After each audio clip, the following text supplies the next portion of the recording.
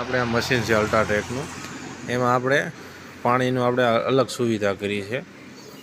આ પાઇપ નાખીને આ એલ્બો નાખી દીધો છે અને આ કમ્પ્લીટ કર્યું છે. આ કેસરી વાયર જે રહ્યો ને એ અંદર સ્વિચમાંથી આપણે આપી દીધેલો છે.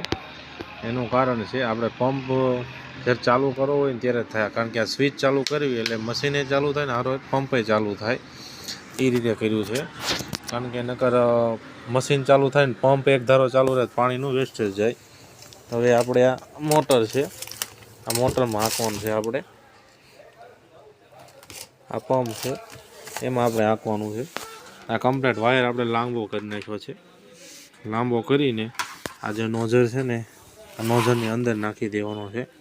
કારણ કે પાણી ચાલુ હોય એટલે અર્થિંગ બર્થિંગ ન આવે એ માટે પાણીને આપણે કેબલ છે ને કમ્પ્લીટ અંદર રહે ને પીવીસીમાં એ રીતે કરવાનો છે. 30 ફૂટ પાઇપ છે, 30 ફૂટ વાયર ને નોઝર છે એ કમ્પ્લીટ કરેલું છે.